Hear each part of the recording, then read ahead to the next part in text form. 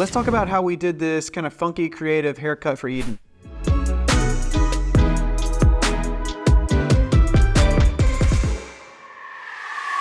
Throughout this video, I'm gonna show you how I think about this haircut, how I arrived at this cut, and the step-by-step process I use to kind of execute on the initial vision. While we're in the consultation, I'm really just seeing how the hair actually sits.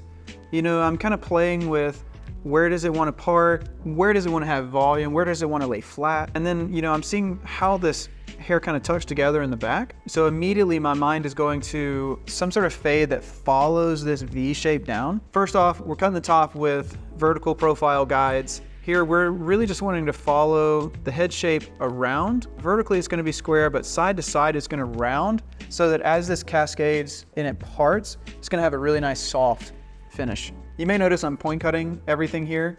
This is just because with this blonde hair, I really felt like it was gonna show lines if I used club cutting. So I'm point cutting just really to soften that line, make sure it all blends together really well. These sections are being pulled straight off the head, just letting them round as they follow the head shape. I'm disconnecting the sides from the top here because we want the top to actually sit over the sides, and we really don't need it to blend. I'm using block graduation here, just creating a solid line. This is gonna build up a lot of weight towards the top, and we wanna keep a lot of that weight towards the interior since this is more of a mohawk shape.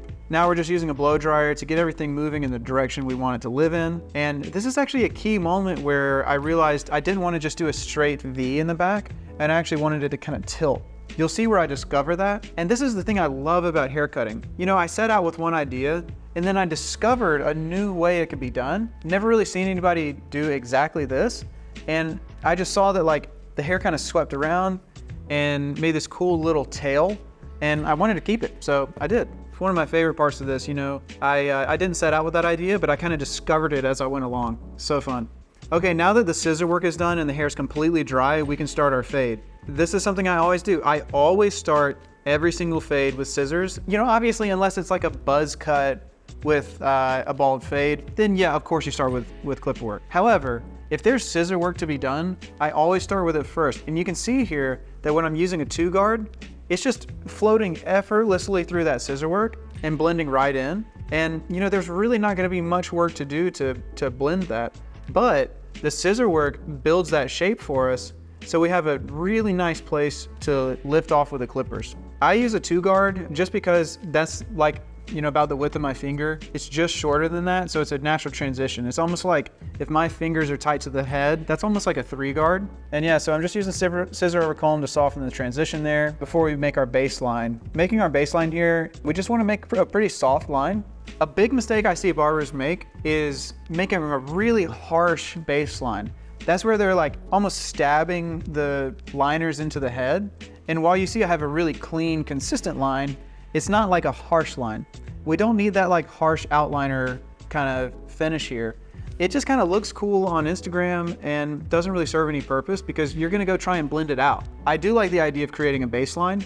I just use the trimmer in this more upright position and flick it off so that it creates like a softer transition, and I never have to worry about that really harsh line. If you want to see a step-by-step tutorial on how I blend haircuts with guards and why I use guards and not clipper over comb, head to our website and join our waiting list for our online education platform, where I'm going to have 2 step-by-step fading tutorials that show you the 2 methods I lean on really heavily. Here, I'm just seeing a need for some softness to blend this blonde into the darker hair.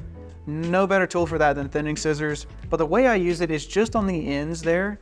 And what I'm doing is I'm just softening the hair and helping them kind of collapse into each other so they blend. I'm using a little bit of our matte clay paste to give this more texture, a little bit of a grippy hold, and then just blow drying it into our final shape here.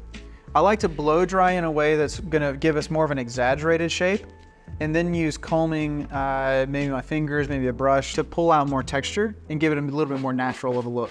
There we have it. It's a nice middle part. I love the way this blonde is moving into the darker hair underneath. I love this amount of contrast. Eden has really great hair for the fade, so I love how it pops. And then we've got this nice, cool, like kind of curved fade happening in the back. Hope you enjoyed this one. Subscribe to see more.